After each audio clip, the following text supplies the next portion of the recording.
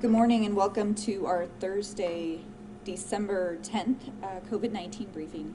Today I have with me Bryn Kerrigan, the Assistant Director of Kern Public Health, our Chief Administrative Officer Ryan Alsop, the CEO of Kern Medical, Russell Judd, and our lead epidemiologist Kim Hernandez.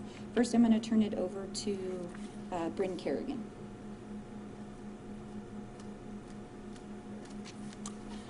Good morning. Today we're announcing 990 new cases, bringing Kern County's total resident cases to 48,401, and no new deaths this morning.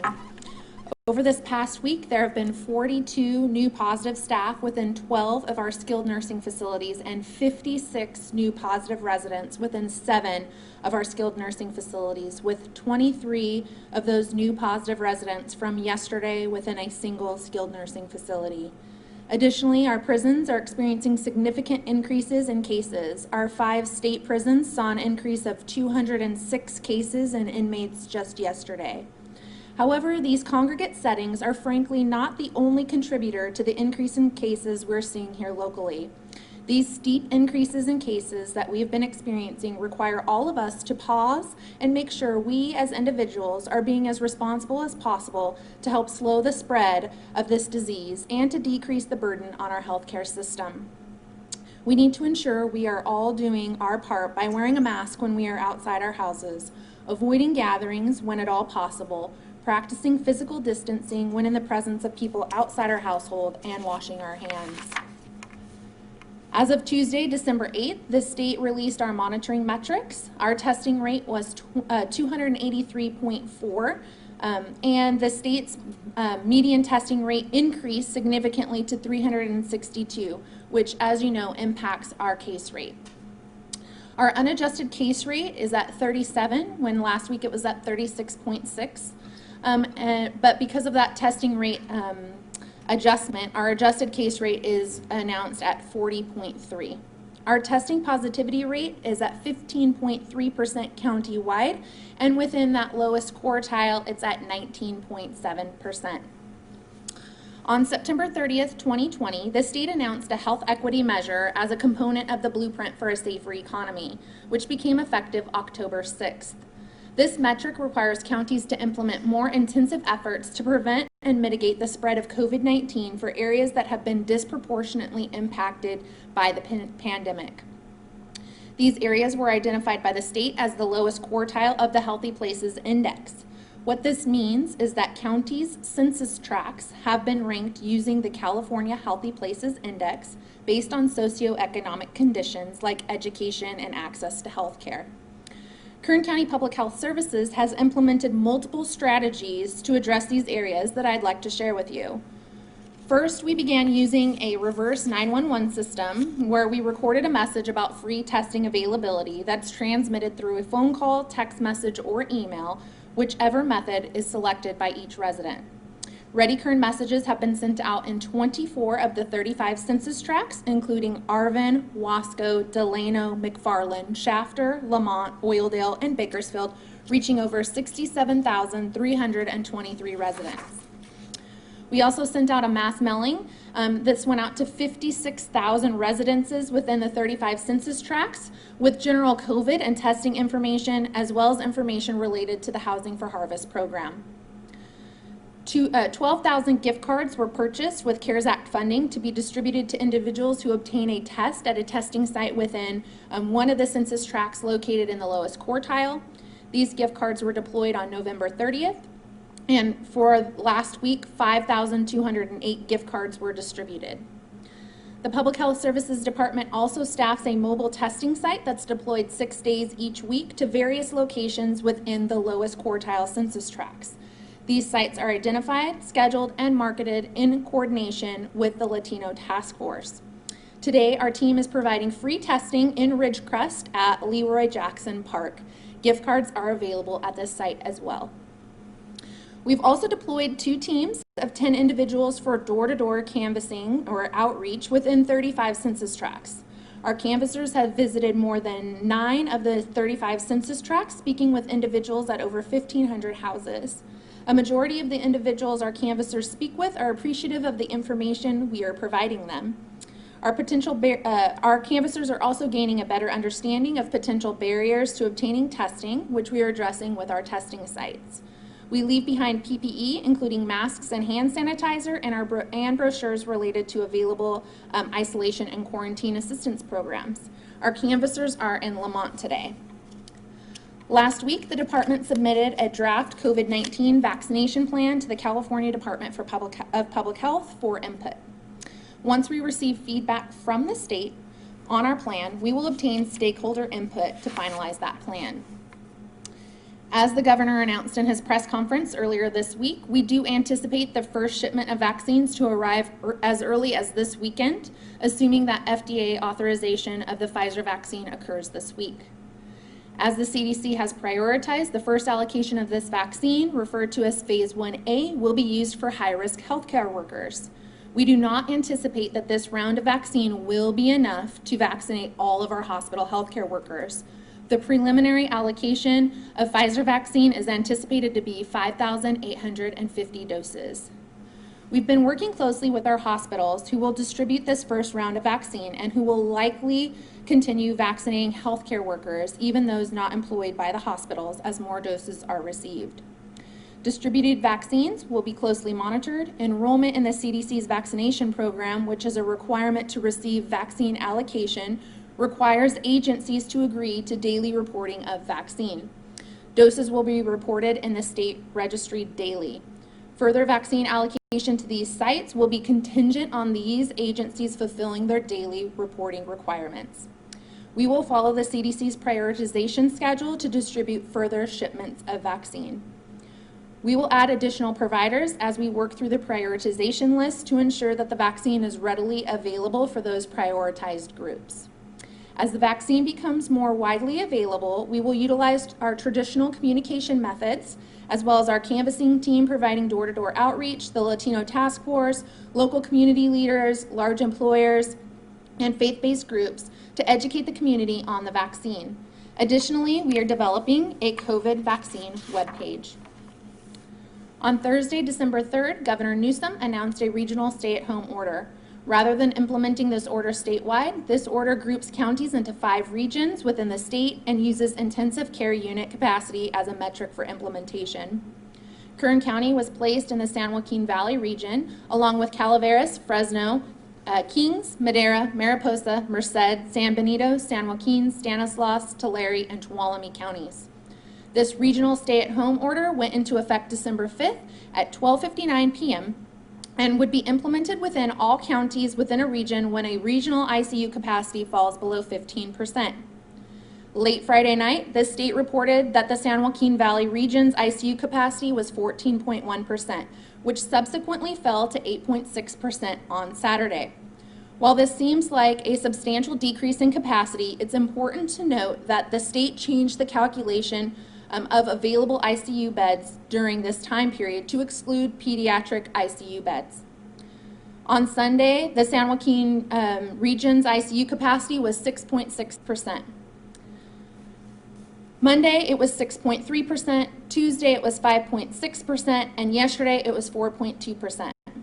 Today, the state will announce the region's ICU capacity at 1.9%. Please note this reported capacity is not the true capacity rate, but capacity adjusted downward based on a standardization factor that I will discuss in a moment. Because of the region's standardized capacity on Saturday, the regional stay-at-home order went into effect in Kern County at 11:59 p.m. on Sunday, December 6th. This regional stay-at-home order will remain in place for a minimum of 3 weeks and will not be lifted until it is projected that the ICU capacity within the region will be at least 15% for the subsequent 4 weeks. When the regional stay-at-home order is lifted, each individual county within the region will return to their appropriate blueprint for a safer economy tier. Regional ICU capacity will be evaluated on a daily basis by the state and posted on their website at covid19.ca.gov. As of yesterday, 3 of the 5 regions within the state are under the regional stay-at-home order. I mentioned the standardization factor related to the state ICU capacity calculation earlier. This is an arbitrary adjustment made to the capacity calculation. The state adjusts the available ICU capacity downward by 0.5% for every 1% the occupancy of the ICU exceeds 30% COVID-19 patients.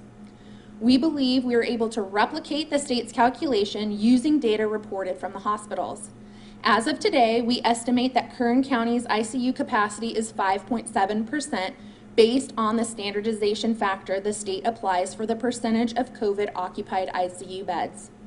Without the standardization factor, Kern's ICU capacity is 10.6%. Just for some more local numbers, as of December 8th, we had 829 available hospital beds. We had 846 available hospital beds at this time last week. We have 49 available ICU beds, and at this time last week, we had 50 available ICU beds. When you compare COVID hospitalizations, today we have 225 COVID hospitalized patients, whereas this time last week we had 187. Today we have 54 COVID positive ICU hospitalized patients, and at this time last week we had 41. Kern's hospital capacity fluctuates every day. However, overall, the stats illustrate our capacity is decreasing. Kern has been preparing for these hospital surges since the beginning of the pandemic. The Kern County Board of Supervisors devoted CARES Act funding to provide ICU nurse staffing to Kern hospitals. As of last week, 28 additional ICU nurses have been added to Kern's hospital system. Furthermore, the county has been maintaining the alternative care site known as the ACS, keeping it in warm status and ready to accept patients with a 48 to 72 hour notice. I will now invite Russell Judd, the CEO of Kern Medical, to expand on the preparedness of our local hospitals.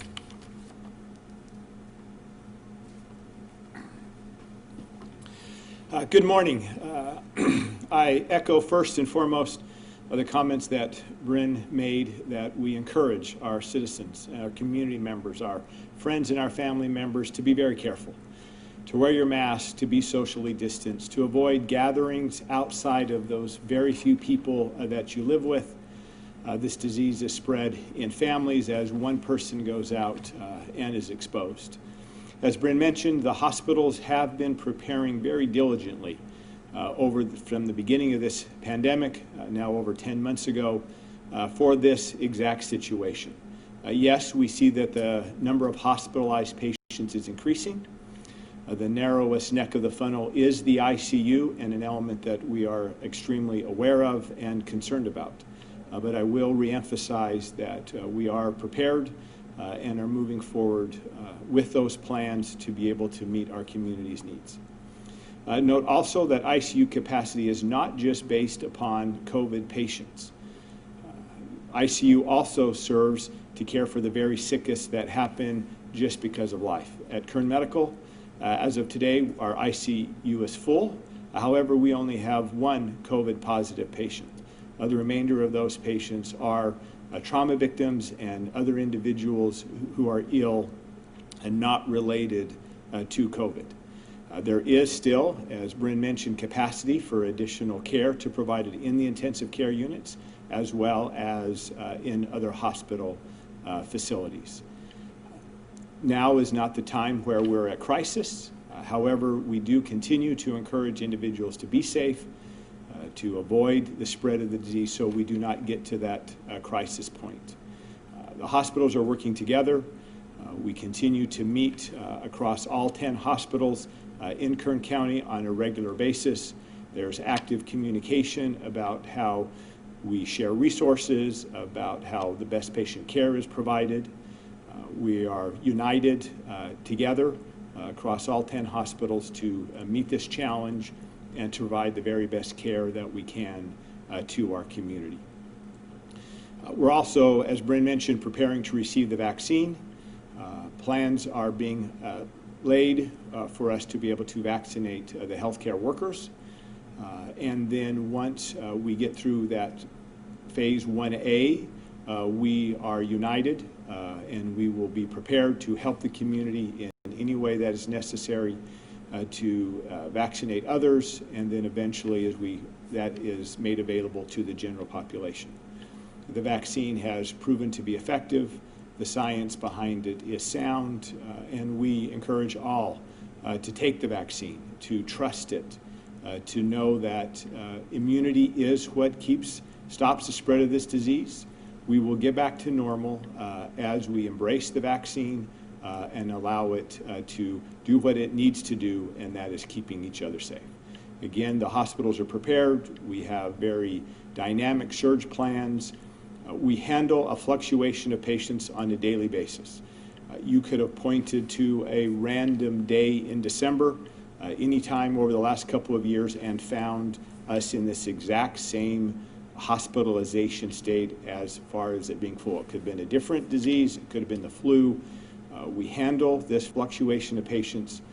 We can handle where we are now, but again, concerned about what may be around the corner and encouraging everyone to be safe.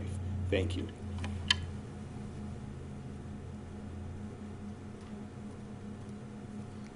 Thank you, Russell. Before we start taking questions from the media outlets that are on the line, just want to remind everybody watching that if you are looking for a testing location, you can find those at the Kern Public Health website as well as kerncounty.com. There's a button on the very front that will link to an interactive map where you can enter your address if you're on a desktop version, and it will give you the closest location to you as well as all the information pertinent to that site. Okay, so I'm going to go down the list as it was sent to all of our outlets. First up is Channel 29. I believe we have Aaron on the line.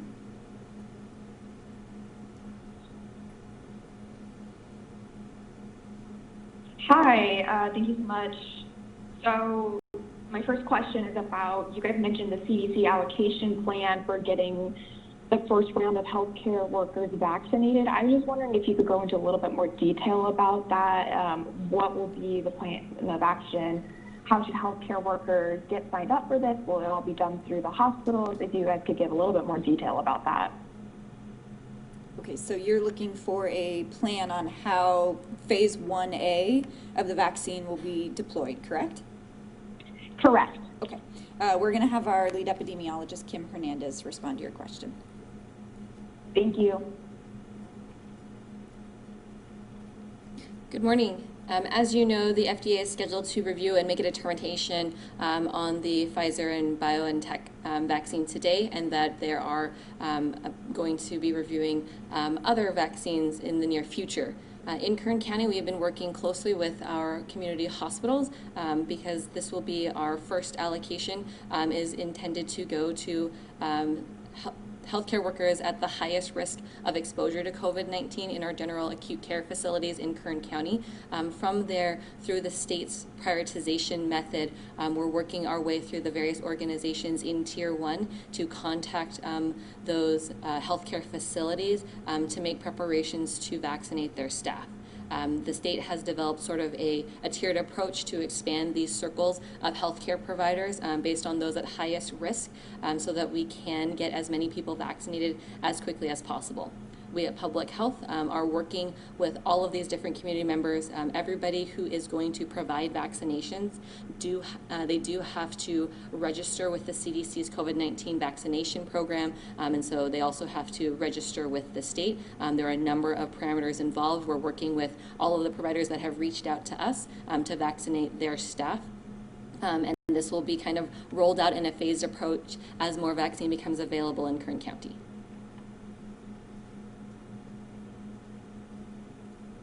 Thank you. Our next outlet is Channel 17. I believe we have Eitan on the line.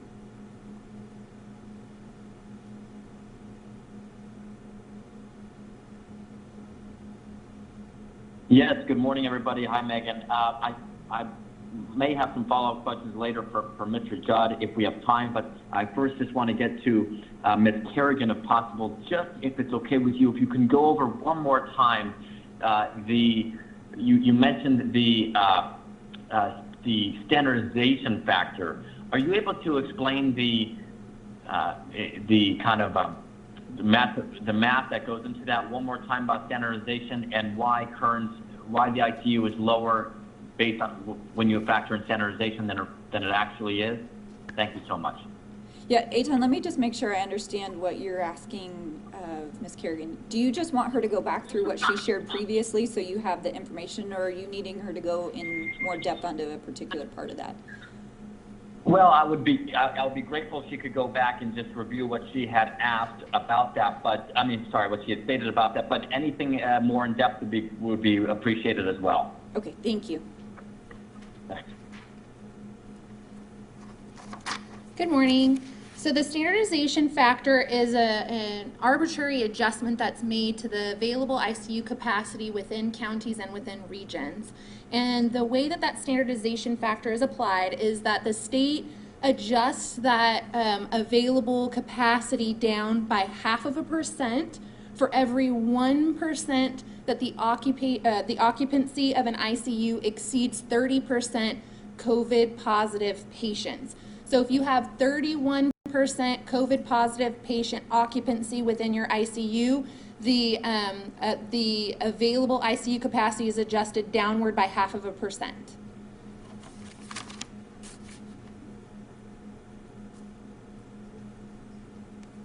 All righty, thank you. Thanks, Bryn.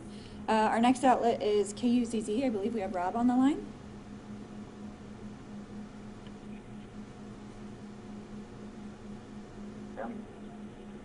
Hi, Megan. It's Rob. How you doing? Doing well. My question is, we've been hearing some rumblings about some businesses just kind of not choosing to follow a stay-at-home order and recommended closures.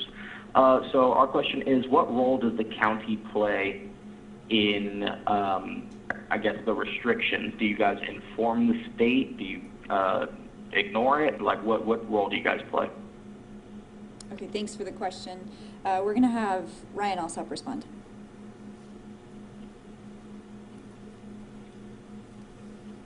Hi, we play the same role that we've played the last 9 months, which is a focus on education, on reinforcement of the state orders, making sure that our business community understands what those state orders are, the different directives of the state public health officials, ensuring that they have an understanding of what the governor's directives and orders around COVID-19 are. We continue to do all the other work that Ms. Kerrigan walked through in detail in her comments earlier, which is a tremendous amount of work. But you know, at the end of the day, I'm not sure how you effectively enforce the vast variety of directives that the state has handed down, whether it's a curfew or a mask mandate or a stay-at-home order or business closures, et cetera, et cetera. There are a slew of orders. I'm not sure how you make resource allocation decisions, sending people in to spend time dealing with businesses when we know that the vast majority of this transmission is taking place in private settings and at home among family members and close friends and networks. This is a situation that is, again, these orders are being handed down by the state. There is no coordination between the state and counties in the development of these orders. These orders are announced. Typically we find out just hours before they're announced, and it's a little frustrating when we're asked these questions when the state should be answering these questions. These questions should be directed to the state of California and the governor's office. I know that typically when those questions are posed to the administration, they simply defer to counties to answer. And so that's a little frustrating. I think you've heard the comments of our sheriff on how he's managing his agency through this, but we continue to stake out a strong position of education, of reinforcement of what the state is handing down and what the state has announced. And we're counting on that and counting on individuals in our community to act accordingly and use good judgment and be smart, be safe, all the things we've been talking about for the last 9 months.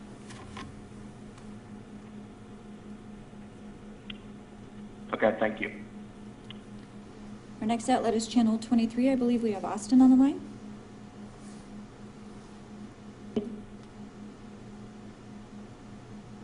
Yeah, hey guys. I know our local data has shown, like Mr. Alsop was just talking about, that businesses that have been shut down have not been proven as being one of the major causes of community spread here. The county has said that the most significant contributor is those households, like you mentioned, and so it would seem that there could be a question as to why the state has taken some of the steps it's taken to restrict our economy.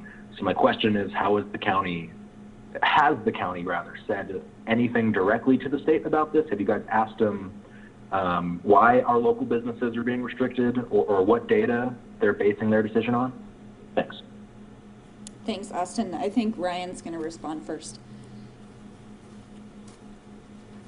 Yeah, I'll respond, and maybe Ms. Kerrigan or Kim could come up. But essentially, the answer to your question is yes. I mean, all counties are communicating or trying to communicate with the state, whether it's officially by county or individual cities, or even folks in the business community themselves and the associations that represent those industries that are in Sacramento, the lobbying arm, whether it's the California Restaurant Association or any number of different associations representative of business placed in Sacramento to advocate on behalf of industry. The communication is happening.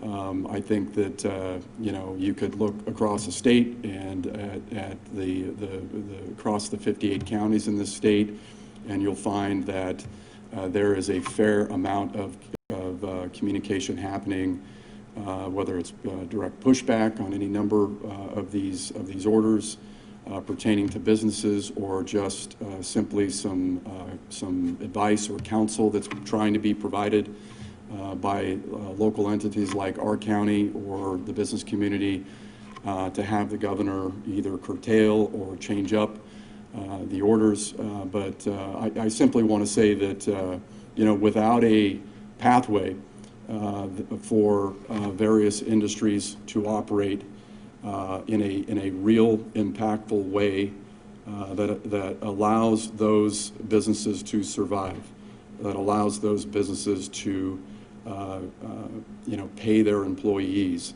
allow those business owners, particularly small business owners, allows them to pay their bills and to maintain their livelihoods to the extent that they can, without providing any pathway there. The governor is going to have, and we're all going to have, a very, very difficult time having any compliance. And I think that's what you're seeing. It's not just here in Kern County, but it's all over this entire state, in every county, in almost every single city. You've got people pushing back and, again, simply trying to survive. They are not being given a pathway to do that, and it's do or die. And that's the situation that many of these business owners are facing, and so they are choosing, in many cases, survival through this. And that would be my answer. And Ms. Kerrigan, do you have anything to add to that? Okay, thank you. Thanks.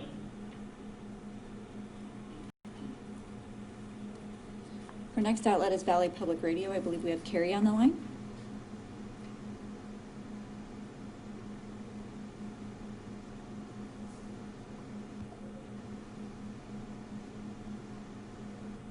Hi there. Yes, thank you.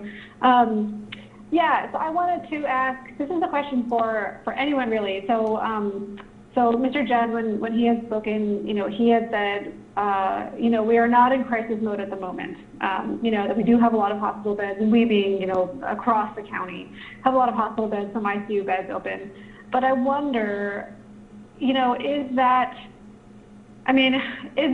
any perspective in which we are in a crisis? Not that I'm trying to create,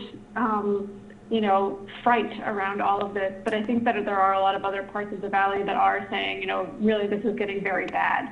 Do you think that is a message that we should be sharing at this point? So Carrie, I'm going to have Russell respond from the hospital perspective, and then if we have others that need to respond, we will.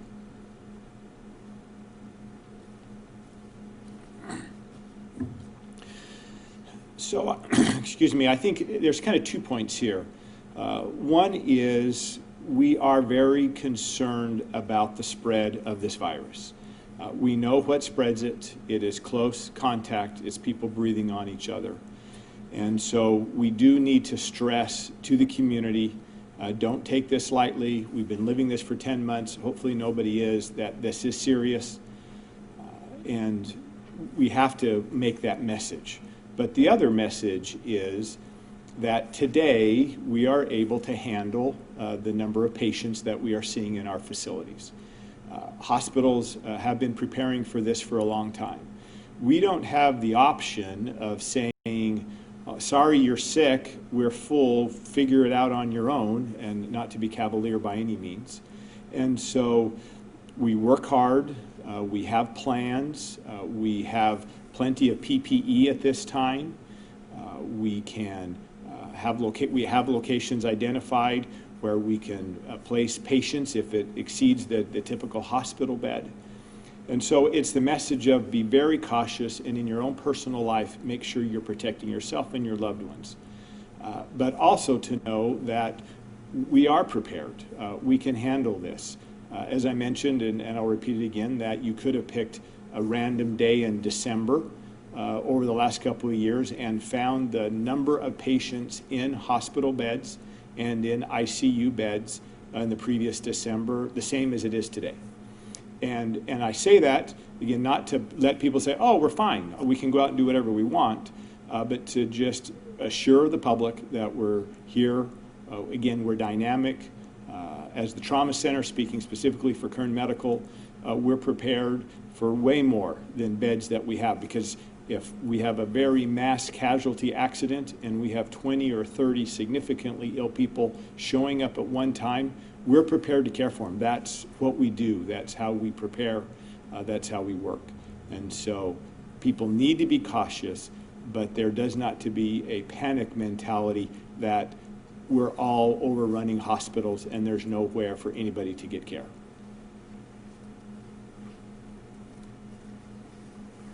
From a case perspective in Kern County, we're just looking at our dashboard, and something that is very shocking when you look at it is on December 3rd, which is still a grayed out area on our dashboard, meaning we're still expecting more test results to come in from that specimen collection date. We have 886 positive results, and that is 10% higher than the highest day in our first surge, which was July 7th at 803. So we are seeing significant transmission of COVID-19 in our community. I just think that that means that we all need to pause for a moment, reflect on the COVID mitigation measures we're using in our own lives, and strengthen those. Wear a mask when you're outside of the house. Make sure you're not gathering when you don't need to be with people from outside your household. Make sure that when you're with people from outside of your household that you're maintaining that physical distancing and that you're keeping your hands washed at all times so that we can limit this transmission of this disease.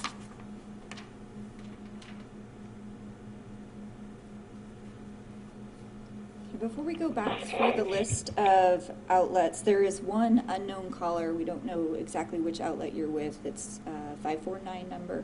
So I'm going to pause for a second and give that individual a chance to chime in.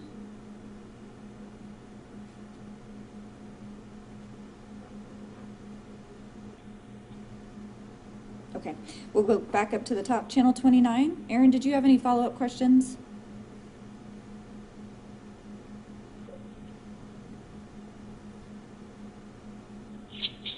Hi, I just have one more question going back to the vaccine. For those who have already had the virus, no matter if they're a healthcare worker or just someone who's part of the general public, is natural immunization enough, or will they need to get vaccinated, or how much of a priority will those people be who have had the virus and who are possibly a healthcare worker? Is it still important for them to get vaccinated? Thanks, Aaron. We're going to have Kim Hernandez respond. Thank you. Hi, Erin. That's a great question. Excuse me, and a very common one. And so currently, CDC does recommend the vaccine for all healthcare providers, whether or not they have had COVID disease in the past. If they've had a previous COVID-19 infection, it is still recommended that they get vaccinated. As you know, we are still continuing to learn more about the potentials for reinfection. And so just like even if you've had COVID-19 in the past, we still recommend you follow all of the interventions and all of the modifications to avoid future contact with others, because we do know that people can be reinfected. It is still believed to be very rare, but we have not yet identified, who is at highest risk of being reinfected or what circumstances put people at highest risk. And so at this time, we do recommend that people who have been have had a positive COVID test in the past should still get vaccinated. That may change as more information comes out, but currently that's the recommendation today. Awesome, thank you. Channel 17, Aton, did you have any follow-up questions?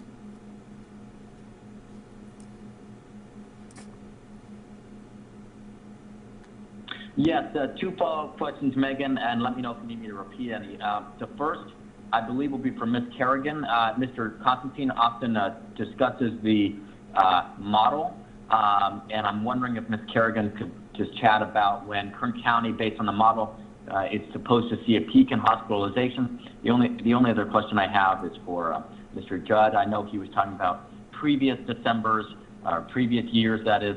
I do not expect that he has exact numbers in front of him, but one more time, how does ICU capacity right now at this time compare to other years in his view? Thank you so much. Okay, so we have one question for Russell about ICU capacity this year versus last year or years before, and then a question for Bryn about the model and when we reach, based on the model, when we reach peak on cases. Is that correct? Excellent, that's correct. Thank you so much. We'll have Bryn start. Good morning. The models actually haven't changed. They haven't been updated. They still show one large surge with a peak, I believe, in early February of us peaking out and then dropping back off. And we have been watching hospital capacity and aligning it with that model to see when that one surge that's demonstrated on that model would exceed hospital capacity. We unfortunately, our actual cases and our actual hospitalizations didn't follow along with that clean model of one nice surge. So we just continue to watch where our cases seem to be headed and where our hospital capacity lies, and make sure that we're always planning for the event that we should or possibly exceed that capacity and what we would do in that circumstance. Thank you.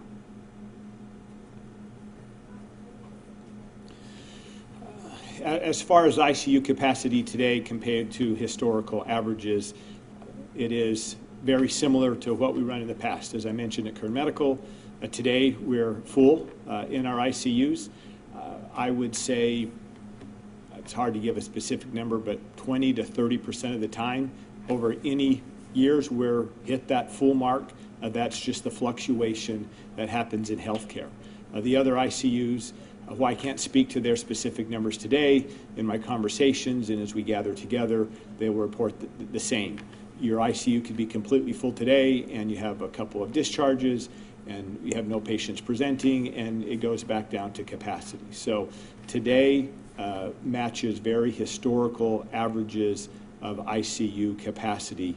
Again, we're concerned about the future and cannot reemphasize enough. People can protect themselves and avoid hospitalizations. Thank you very much. KUCC, Rob, did you have any follow-up questions?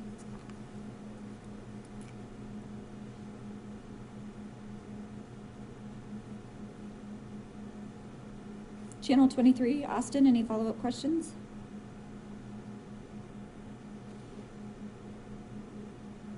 Yeah, hi there. Our following up on our contact tracing data, I know that our data is showing that businesses are not the most significant spreader of the virus locally, but I'm still curious, what risk are people and businesses taking if they choose to ignore the state's order and continue to do things like dining at restaurants or going to the gym or going to a house of worship, et cetera? I know those businesses that are impacted by the state are not the most significant sources of spread again, but still, how significant are those businesses to our community spread, and what kind of risk are people taking by ignoring those orders? Are they taking a big risk, or would you guys call it a lower risk, perhaps? Awesome. We're going to have Bryn respond. Good morning. You're correct in saying that a majority of our transmissions are from close contacts, and most of those close contact transmissions are coming from within an individual's household. It's very difficult to say that if somebody comes down with COVID-19 and they don't know who that initial source was, that they actually got it at a specific business or restaurant, or where they actually got it if they don't know somebody that was actually positive that they had close contact with. So tracking that back to where that initial infection came from becomes very difficult to pinpoint. Early on, the state released, when they released their blueprint for a safer economy, they released a lot of industry guidance that outlined what industry should be doing in order to have the lowest risk for transmission within those industries. Subsequently, we entered into this regional stay-at-home order with the state indicating that, these businesses shouldn't even operate in accordance to those guidelines that were supposedly a safe way for these businesses to operate. I would say that the safest way for those businesses to operate is to follow those guidelines that were established for the lowest risk of transmission within those business industries. And a final follow-up. We know that not all of our nurses, and we know this first round of vaccines are going to go to only a specific portion of people, but it's not going to cover all of those that are on the front line of this virus. How are we deciding which frontline workers are going to be getting the vaccine and which ones are not? Thanks, Austin. I think Kim covered that briefly before, but we'll have her hit it one more time. Give us 1 second. Thanks.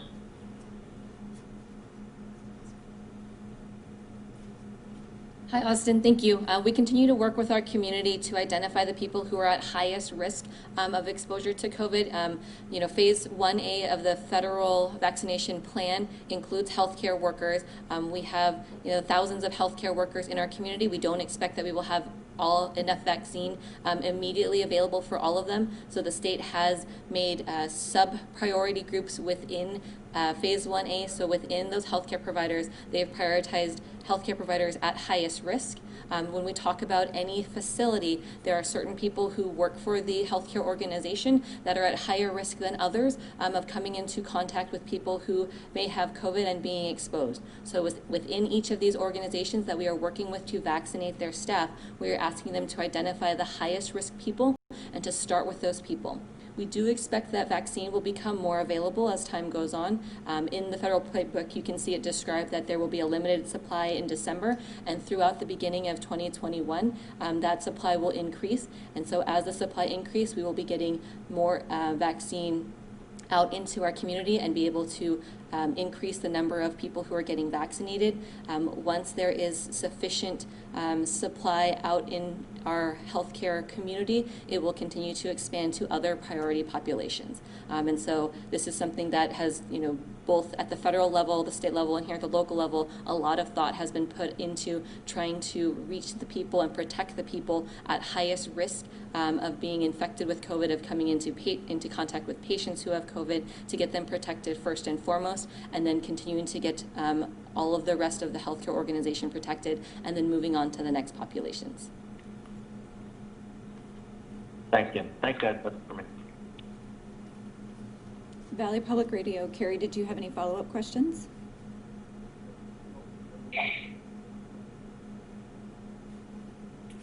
Yes, I did. I was wondering, back in it was either August or September, there were a couple of fitness centers, some gyms that were allowed to open with their normal capacities, or I guess unlimited capacity from what they were before, despite being in the purple or the red tier. That was Scope 65 and some Planet Fitness gyms. I was wondering if they still have that status now, if they're still allowed to be open, and if they're actually still considered essential businesses or not.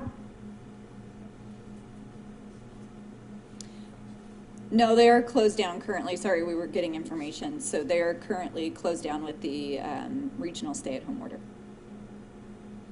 Okay, thanks. Uh-huh.